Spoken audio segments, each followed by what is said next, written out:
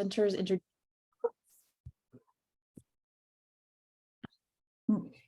I just was making sure I wasn't muted. There we go. Multitasking in the evening. My name is Karen Leonard, and I'm the project manager for educational technology and instructional design. And one of my teammates. And I am Jeremy Maker. I'm the project manager for computer science education. Super excited to be here tonight and talk to you all about what computer science can look like in the elementary school. And so we're going to have some others introduce themselves. We'll go right on down the line. Shayna, you are the first one that I see on my camera. If you want to introduce yourself and then pass it off to the next person. All right, thank you, Jeremy. My name is Shayna Klassen. I'm the project manager of health and physical education, so for pre-K through 12th grade, and I will pass it over to Kathleen Skinner. Thank you, Shayna. I'm Kathleen Skinner. I am the project manager for world languages. And I'm going to pass this off to Sharon Morgan.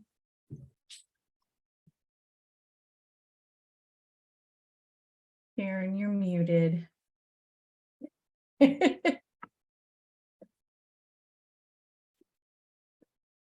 Okay, there we go. So sorry.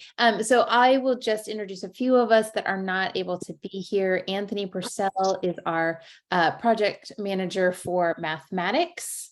He was on a couple other meetings. Heather Johnston is our program manager for science and engineering pre-K through 12. And then also Brendan Bamer Chapman is our project manager for social studies and financial literacy. And they were on other meetings this evening. So anyway, I know that they would love to hear from you if you have questions. Okay. Okay, so during this session today, we really have two main goals.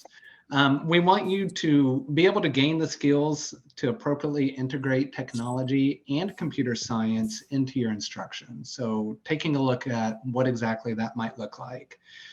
And then no matter where you are in your level of ability in doing that, we hope that with today's session, it'll just move you just a little bit further down the road with that. And then at the end of the session, we'll have an opportunity for you to have a Q&A time where we will take your questions and do our best to answer those. We will move on to the next slide. Okay, well, in case you haven't seen anything, first in the chat, could you put your name and your grade level? That will be really helpful for something that we will be doing shortly. So good, I appreciate that. So I want you to think just for a second, when you hear the words technology integration, I want you to think about maybe some words or phrases that come into your mind. So I'm going to have you, we're going to do what's called a waterfall chat. So everyone is just now putting their grade levels in, and I appreciate that. We've got a wide range of grade levels, and that's fabulous. So now I want you to use the chat box, but for this waterfall chat, here's the rule. I want you to type in what you think of when you hear technology integration, but don't post it or hit enter yet. I'm going to give us about 10 seconds for you to think what comes to your mind when you say technology integration and type it in the chat box. And when I count down, we will all post at the same time. So in the chat box, what do you think of when you hear technology integration?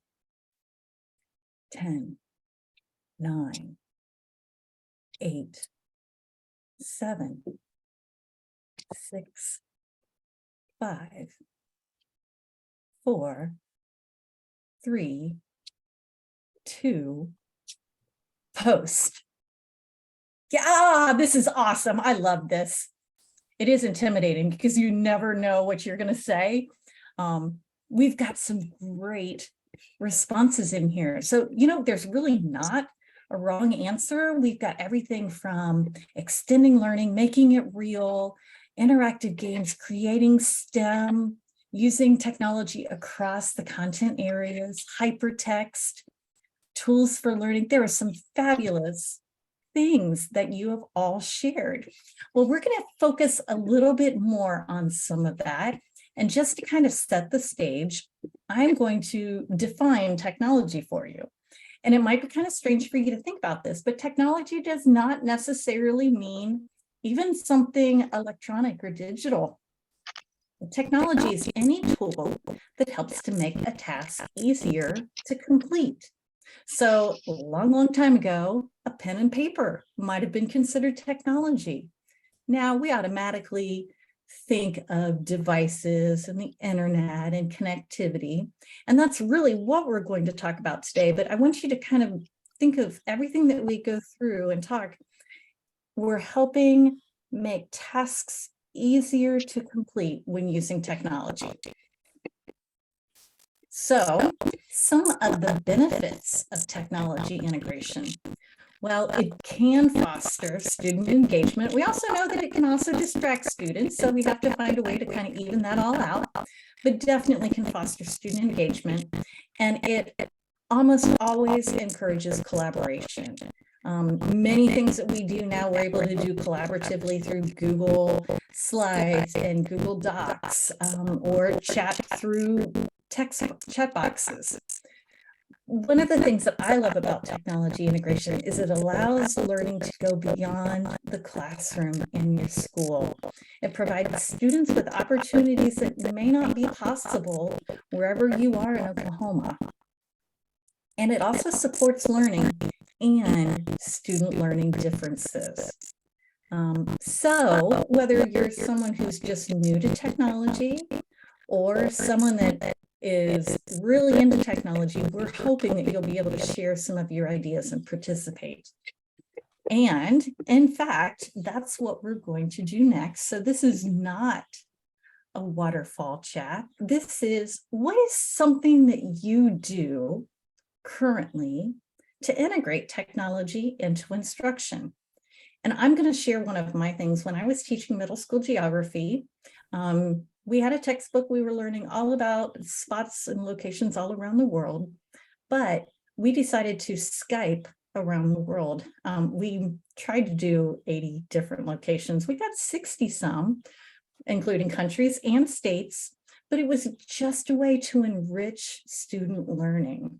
I was blessed that we were able to do it. Students were not only able to interact and collaborate and asking questions, but they were also able to use technology to create responses and show what was learned. Anyone we see able to share some of the ways that you're currently integrating technology?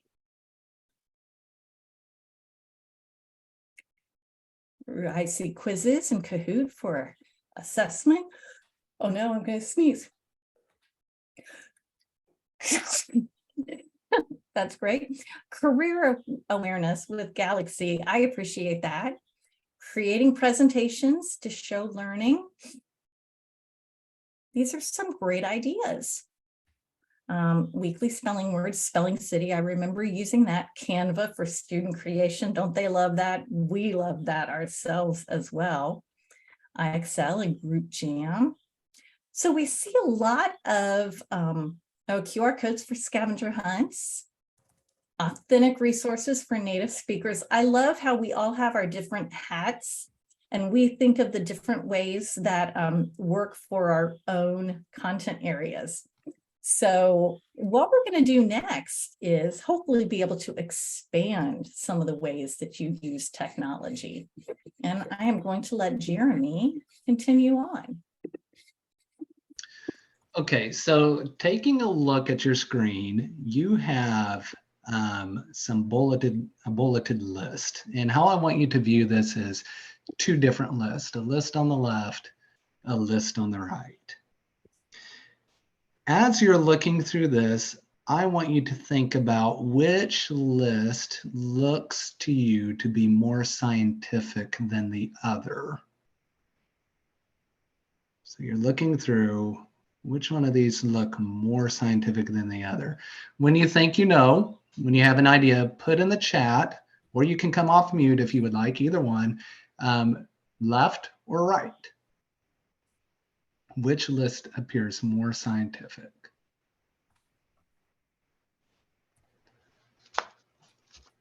Okay, so I see left, lots of lefts in there. All right, why? Why are we putting left? Somebody let me know. What are your thoughts?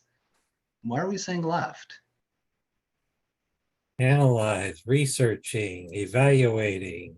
Yes, yes, very, you highlighted the key words throughout there. That's exactly right. So the items on the right, I think we would all agree that those are important. Students do need to know how to use a mouse, or they're not going to get very far with computer science. They need to learn how to use productivity software like Google Docs and Google Slides or Microsoft, whatever your school may use. Those are all very important. So it's not saying that those aren't important, but computer science is exactly that. It takes more the scientific approach as we work with these technologies to where we're not just using them anymore, but now we're analyzing with them and we're researching and we're evaluating. All right, next slide. So a lot of people do not realize that the state of Oklahoma actually has computer science standards. In fact, they began developing them back in 2017, and they were officially adopted in the spring of 2018. And then in the summer of 2022, a committee began the process of reviewing and revising those computer science standards, followed by a time of public comment. The revisions were adopted this past spring of 2023. And so today we have the 2023 Oklahoma Academic Standards for Computer Science. Now, with that in mind, next school year is a very key year for computer science education in our state. And on your screen, you will see some recent legislation that has been passed. It says beginning in the 2024-2025 school year, all public middle and elementary schools and public charter middle and elementary schools in the state shall offer instruction aligned to the Oklahoma Academic Standards for Computer Science. Now that's a mouthful. So what question I get asked many times is, well, how are we going to do that? How can we meet the requirements of this legislation? There's three different ways really that a school can meet this requirement. They can offer a standalone computer science course, and that would certainly meet the requirement. They can integrate computer science into other content areas, so into math, into English, and your different content areas. Or they can offer it as a part of their special rotations. Doing any of those three or any combination of the three would meet the requirements of the legislation.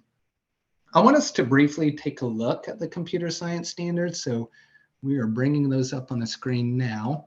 We're going to scroll down to the 6th page because that's kind of an overview of what we're looking at. So again, a lot of people don't realize that we have them. And so when you pull them up for the first time, I want you to be aware of what you're looking at. At the top of the page, not all the way up at the top, but just below, it says Oklahoma Academic Standards for Computer Science, and Karen's moving the mouse right along there. It has a concept. So this is one of the 5 concepts of computer science, algorithms and programming.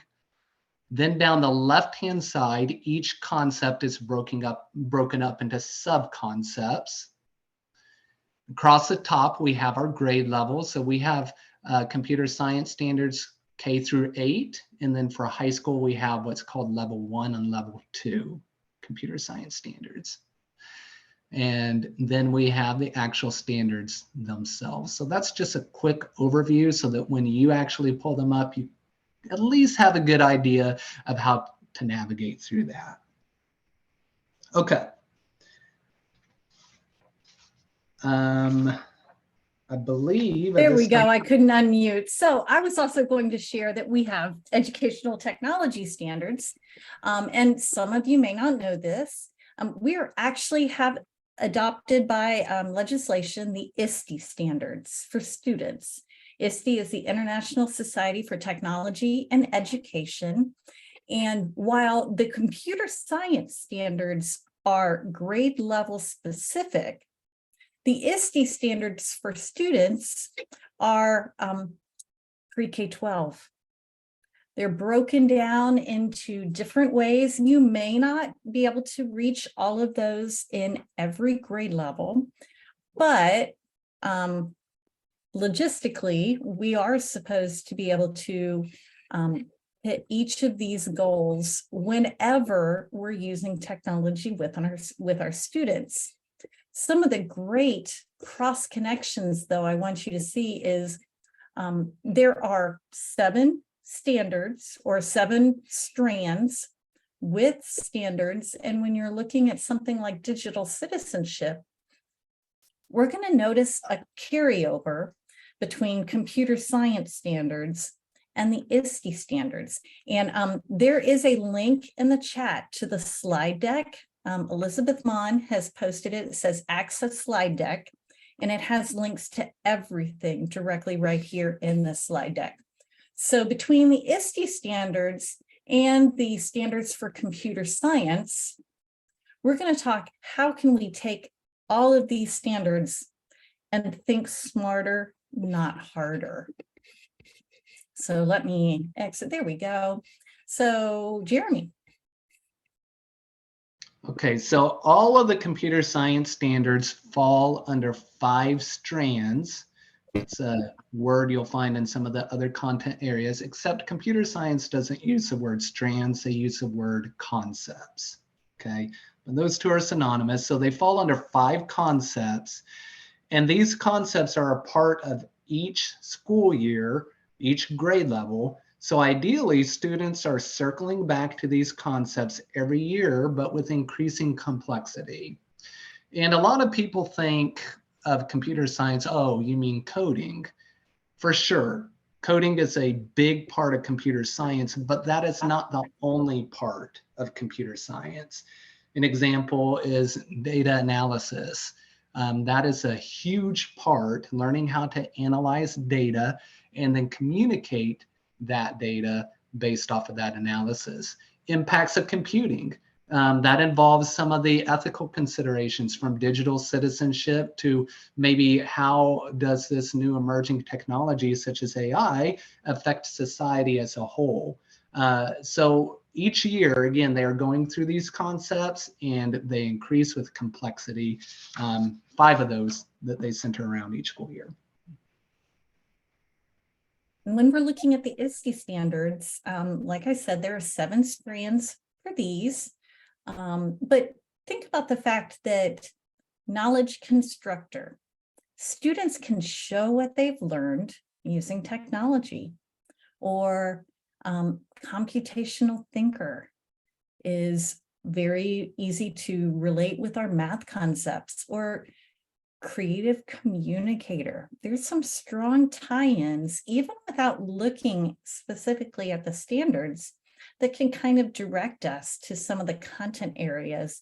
And, you know, anytime we put a device in a student's hands, we need to ensure their safety and refer back to many of these to ensure that we're providing our students with safe, secure learning environments. So our next thing is we're going to look about how we can actually integrate these. And I'm going to pass it back off to Jeremy. All right, so we're going to look at a couple of examples of what it can look like to integrate technology education and computer science with other content areas. So moving on to the next slide, we have an example on the screen, and it is a math example. So in our class, students are going to survey their classmates on which lunch items are most popular. Is it the pizza? Is it the hamburgers? Is it the chicken nuggets? What do the students like the most? Then they're going to take that data after they survey each other, and they're going to organize it into frequency tables or bar graphs, maybe even pictographs, whichever one would be most fitting for what they're working on. From there, they can use appropriate digital tools to create their graphs. Now, that's involving a technology piece, but honestly, this could even be an unplugged computer science lesson where if technology wasn't available that day or the internet was down, they could make these graphs on paper. They could draw them if we wanted to go an unplugged route. You have that option. Not all computer science is always on a computer. So just kind of bookmark that in your mind. But for the sake of our example today, they can use appropriate digital tools to create their graphs. And from there, they're going to use that data to start answering questions. And if you look at the slide that's on the screen right now, the last 2 bullet points, the second to last one is a one-step problem. Looking at their data, they're going to answer the question, what is the most popular lunch item according to the data? Is it the hamburgers? Is it the pizza? And then the last bullet point, we have a 2-step problem. If you add the number of students who prefer chicken nuggets and hamburgers, how many is that in total? So we collected our data, we organized it into some graphs, we used digital tools to create the graphs from that data, and now we've answered both a 1-step problem and a 2-step problem in math. So moving to the next slide. On your screen, you see 3 different standards, academic standards, a math, computer science, and an OSDE. These are 3rd grade standards. The math one says solve 1- and 2-step problems using categorical data represented with a frequency table, pictograph, or bar graph with scaled intervals. So we can ask ourselves the question, did we do that? Did we have that involved in this lesson? And then computer science, this is taken from the data analysis concept. Collect and organize data in various visual formats. Pictograph, bar graph. Again, did we do that in this little lesson? Yes, we did. And then the OSDE, students curate information from digital resources using a variety of tools and methods to create collections of artifacts that demonstrate meaningful connections or conclusions. Again, that just kind of tied hand in hand. So these students going through this activity would have participated in a lesson that integrated these 3 concepts or these 3 standards together in a very authentic way. We didn't have to force anything through. All right, Karen has another example. Okay, I'm more ELA based. So I'm going to share my example in the fact that oftentimes we do have students maybe write an informative report or share information on an animal habitat that maybe they've researched, and then we can ask them to present their information to the class.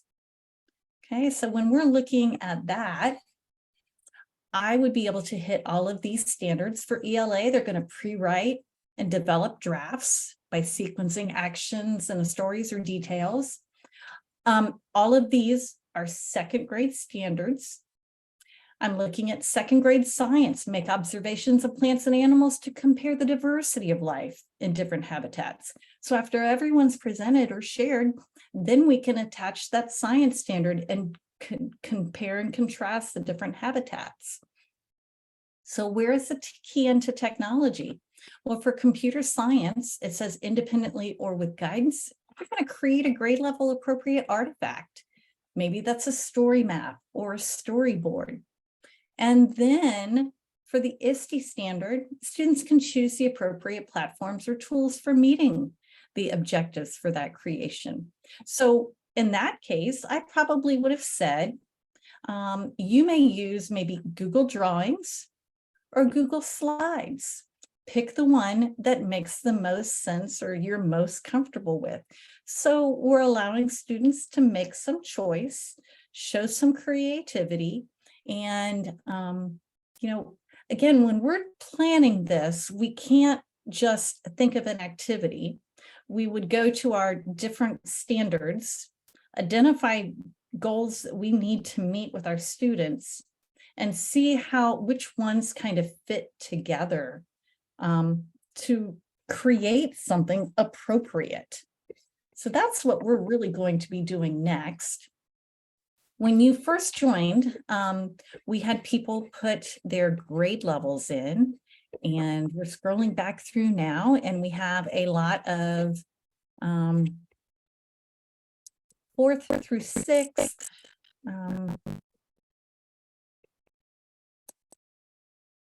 I think since many of you are cross grade levels, that maybe we can do maybe pre-K 1 and 3-5. So what we're going to do is we're going to ask for you to go into breakout rooms. And when you're in a breakout room, here's what you're going to do. You're going to look through the computer science and the OSDE standards that are appropriate to the grade level you teach. We will provide all the links that you need for this. And then collectively, you're going to select one content area that you would like to focus on. And you are, as a group, going to select different standards, kind of like Jeremy and I did. We said, well, if you were to connect these standards, what kind of lesson would you create? So again, this is helping you so that you don't have to do this alone. And I hope that if you would look into the chat box, we have already done some of the lift for you. Each grade level has a grade level specific document with all of the content standards for that grade linked right there. So before we put you in grade levels, you may want to go ahead and click the grade level that fits best with the area that you teach. And then we are going to open breakout rooms, and they will be self-selected breakout rooms, just for about 7 minutes to have you look through some of the standards and see at least, can you make some connections and think about how computer science and OSDE standards can be connected with some of the content that you're already teaching. So Sharon is going to open the breakout rooms, and I'll set a timer. We'll give you about 7 minutes. And we'd love to hear some of your ideas when you come back in. You So be able to go to breakout rooms at the bottom and then join if you'd like to be in the pre-K through 2nd group or the 3rd through 5th grade. There we go.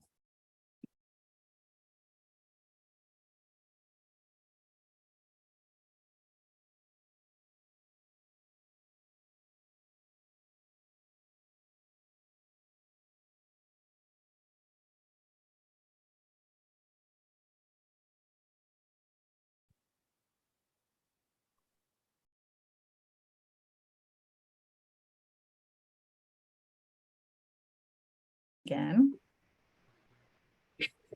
and share my screen.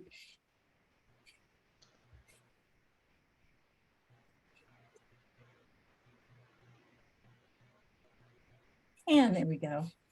Well, first of all, I have to apologize because we had some technical difficulties and none of us caught the fact that on the list of standards, I did not include mathematics standards. So I will modify all of that and ensure that everything is updated, because one of the things we wanted to do was provide you with easy to use resources, and we'll talk about that later, but I'm going to let Jeremy take over now. Okay, so wow, the time goes by fast when we are given such a topic to discuss. Yeah, so super fast, but I'm curious in your groups, what you were able to talk about in this amount of time, what you were able to discover and that kind of thing. So let's start maybe with our PK through 2nd grade group. If somebody from that group would like to share out, that would be awesome. I don't mind starting. We did talk about digital citizenship, and then that was already kind of being done in the classroom. The Ozo bots and doing some storytelling and using STEM kits for storytelling and coding. And we were just getting into the conversation about, young children and how to integrate that in the classroom. Does anybody else from our group have something to share?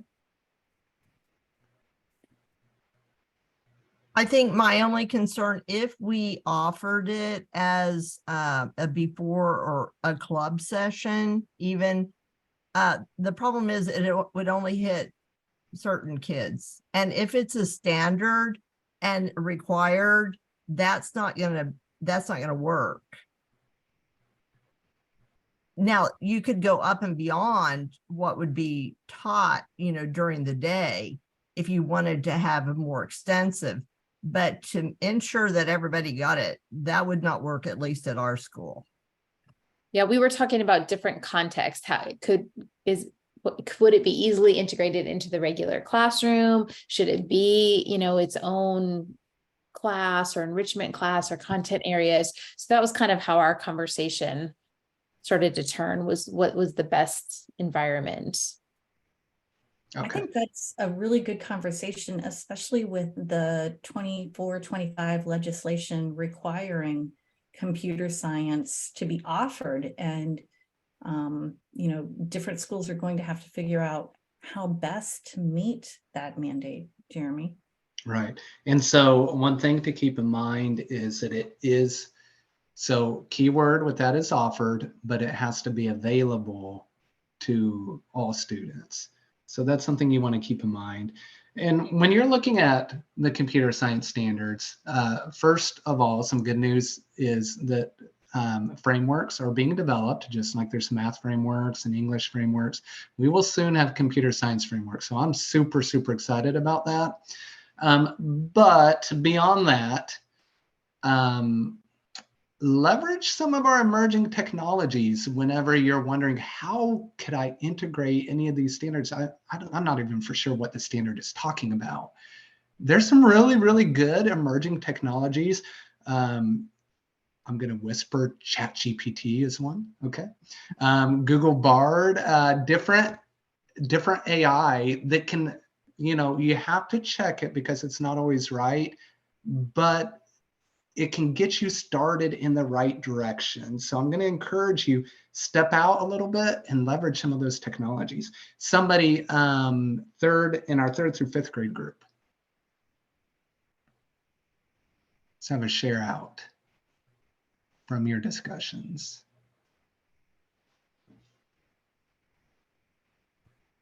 We really didn't get to discuss much because we were put out of the room and into a new room. So we were just starting to look at the math standards and they weren't there. So then we were moving into ELA.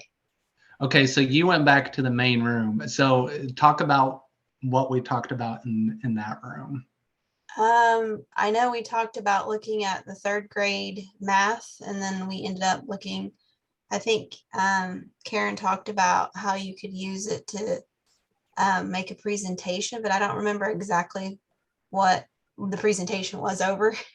Sure. Or what she was saying for the project. Right. It was a super fast conversation. She did point out that algorithms with computer science is something that can be taught, because algorithms are basically, your step-by-step instructions or step-by-step sequence. And gosh, with math, there's step-by-step formulas you have to follow. With English, there's step-by-step instructions that you have to follow. So really, algorithms is a concept that's interwoven throughout most content areas. And it's just a matter of making a meaningful connection with that. Okay.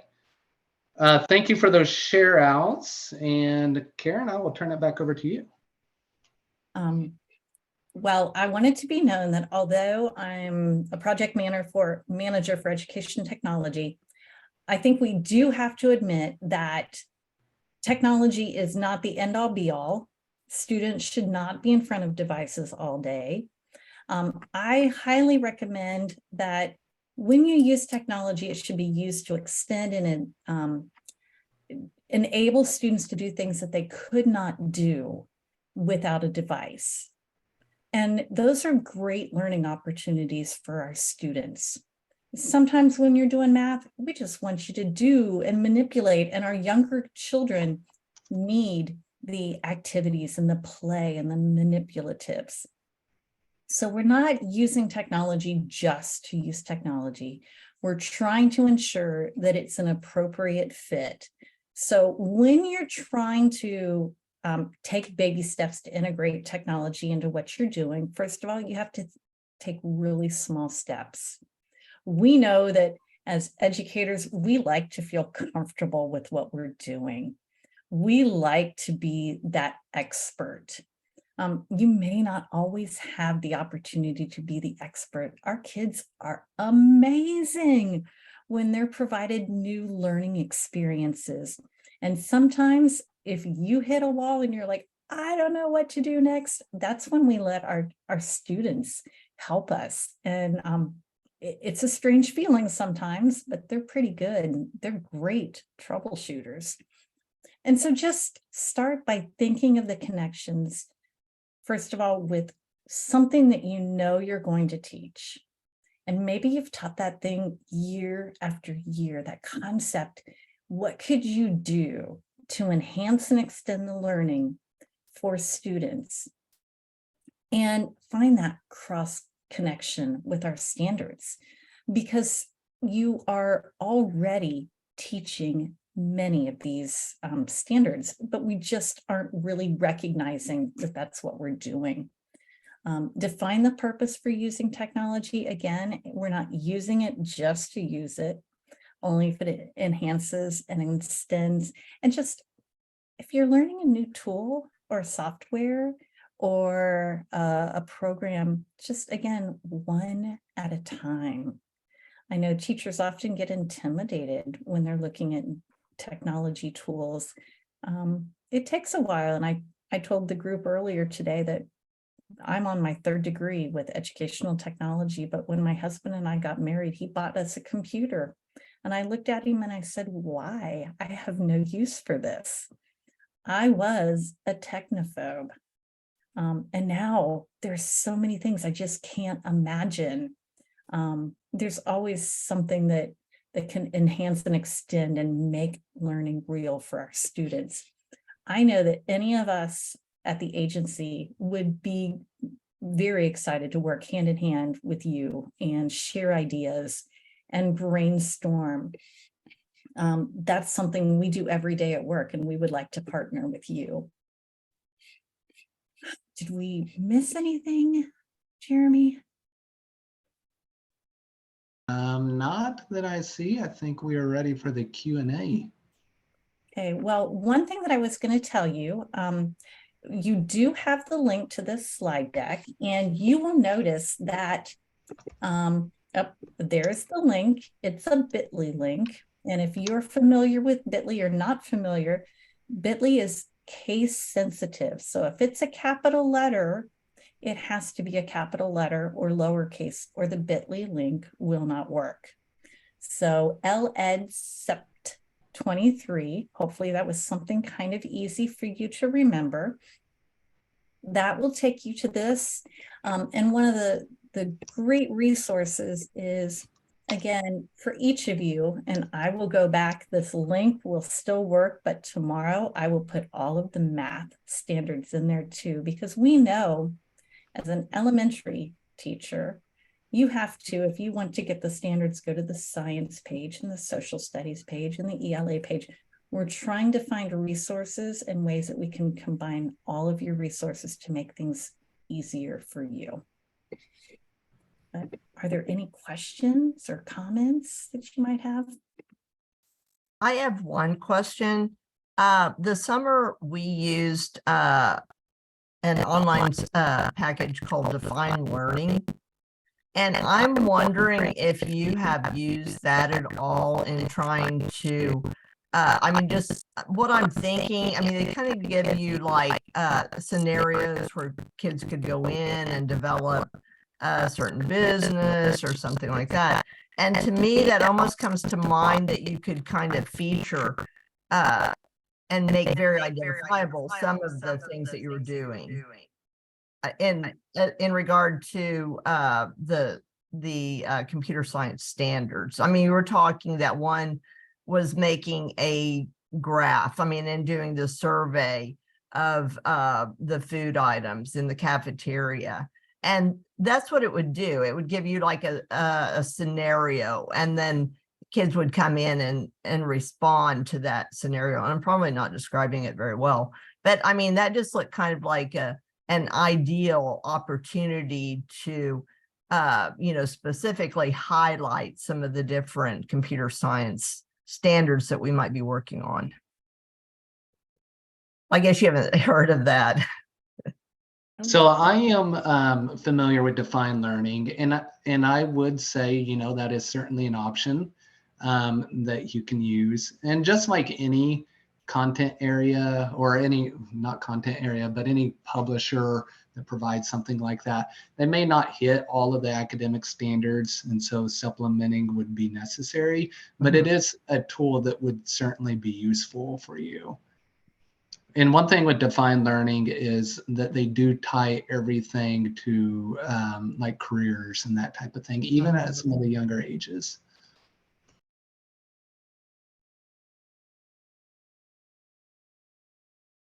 I also wanted to mention that Dora had a really good comment. She can't doesn't have a microphone, but I liked what she said. It seems a little less intimidating when you look at the true meaning of the words used in the computer science language, and they appear to be relatively easily integrated. And I thought that too as I was reading them. There's lots of things that could just be integrated into what you're already doing, just maybe being more intentional about it. So, yeah, so to follow up on that, whenever I go out to regionals, anytime I'm going around, one thing that is very interesting whenever I'm presenting is when it dawns in on our educators that, oh my gosh, I am actually covering these computer science standards and I didn't even realize it.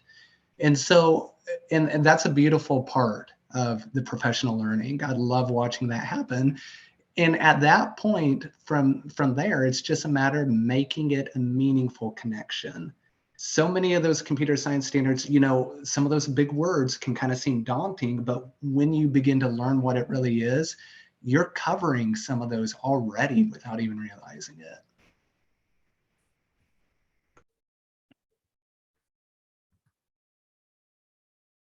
And we'll be on for any more questions. I will say in the chat, I put the presentation, the certificate